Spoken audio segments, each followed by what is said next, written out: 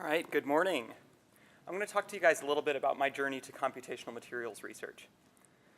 My name is Bradley Dice. I'm a graduate student here from Kansas City, Missouri. I work in the Glotzer group where I'm a second-year student in my Ph.D. program. And here I study physics, machine learning, and materials design. I'm going to tell you two stories, and the way that these stories intertwine is sort of how I became a researcher. They both begin in the year 2001. The first story is about my dad. He's a photographer, and his family business, Dice Photography, was going through the digital transition. This was a switch from film photography to digital photography. And so during this transition, there were a lot of photographers in their mid-career that went out of business. My dad was one of the few that survived, but many people who had built their businesses on film weren't able to make that transition to digital photography. The equipment costs, the technological curve that they had to learn, all of these kinds of things made it very difficult for them to thrive. And yet, on the other side of it, many new photographers were able to begin because of their youth, experience with digital technology, and the benefits that that gave them. And so this was very painful. The cost of the cameras was just extremely expensive at the time, and people would spend thousands and thousands of dollars in devices that were immediately irrelevant. And so my dad bought about $60,000 worth of Macintosh computers, monitors, hardware, all over just 2 or 3 years. And this was a very strategic risk that had to be taken. Some clients didn't even like digital photos. They didn't feel like they were useful. They didn't feel like they could hold them. They didn't have devices on which to view them. So, of course, the business model stayed prints. And so photos were filmed, but it took chemicals to process them. And so this digital transition kind of serves as a metaphor because many of the same things that I use to study chemistry, I do in a digital space. But moreover, this transition also held some special characteristics for me personally. Many of the photographers that went out of business didn't have a way to adjust to the digital world, and yet my father had me. And so I learned out of necessity. Dad needed a website. We had to run Photoshop. I had to learn to build computers when I was in 6th grade because that was what we needed to be able to thrive. And so my research now relies just as much on code as chemistry, and this is one of the starting points for me. At the same time, the second story that also began in 2001 is more about curiosity.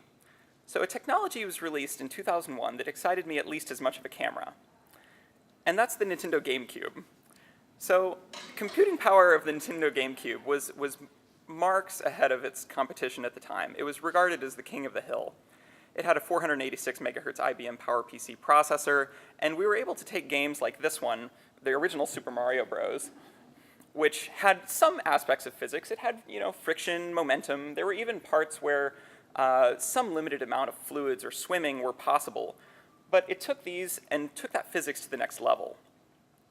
In Super Mario Sunshine, one of the flagship titles for this system, there were fluids that interacted in unique and interesting ways. You could run through the mud. You could interact with all of these chemicals. They would cover Mario. You would see the light reflecting off of wading pools. The physics in this game was just years ahead of what had been done in the prior generations of video games. And so this was really something that introduced sort of a relative realism to video games. And you saw that at a higher scale in movies like Pirates of the Caribbean. And so the complexity of the universe and the ways in which fluids interact was very hard to simulate. It's very difficult to really capture that in a simple physical model to be played on a TV. But when we do that, we usually have a bit of a more simplified version of what fluids are. And so my exposure to these things made me really want to understand, so what is this physics about? How do we model this? How do we use that to make better simulations of reality, to make things that are more lifelike? And this led me to study physics at William Jewell College in Kansas City. I started in experimental physics and eventually found my way to computational fluid dynamics. So this is a model of reaction, diffusion, convection model. And these fluids, the A and the B in red and blue, are mixing at the interface. They're creating a fingering pattern driven by chemical reactions that cause the motion of the fluid. And so this captures the essential physics of what's going on here without having to express every detail. And so my love for physics also translated into a will to share this with my peers at William Jewell. And so I founded an organization called Jewell Tech, Teach Everyone Coding and Hardware. And for me, this was a way that I could take the things that I loved about physics, creating lifelike models, creating things that were interactive, that were fun, audiovisual, and it let me do that in a way that also educated students. We would create guitars that would hook up to synthesizers. We would create doorbells that were playing the alma mater on a speaker. And so I also found ways to make it a little bit more physicsy too.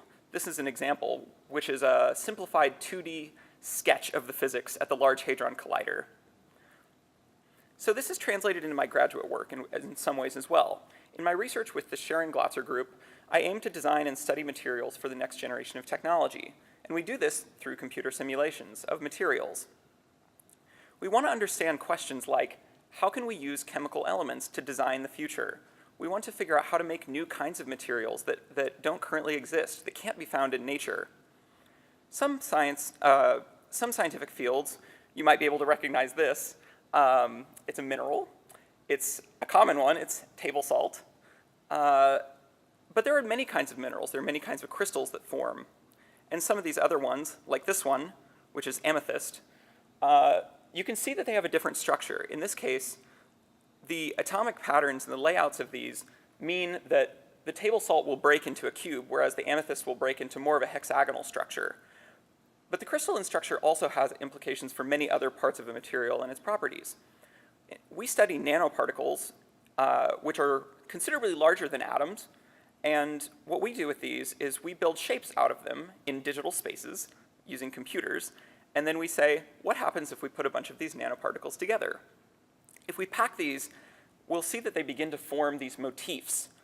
And like Legos, these form bigger structures from the building blocks. But the interesting thing is that this captures a diversity of crystals. These are two examples. One is on the left, beta tin, and the one on the right is FCC. But how many of these crystal structures can we make? And can we make ones that aren't even found in nature? Well, our group uses computational resources from all across the country, some of the biggest supercomputers, and, well, we found that there are many different kinds of crystals that you can make out of nanoparticles.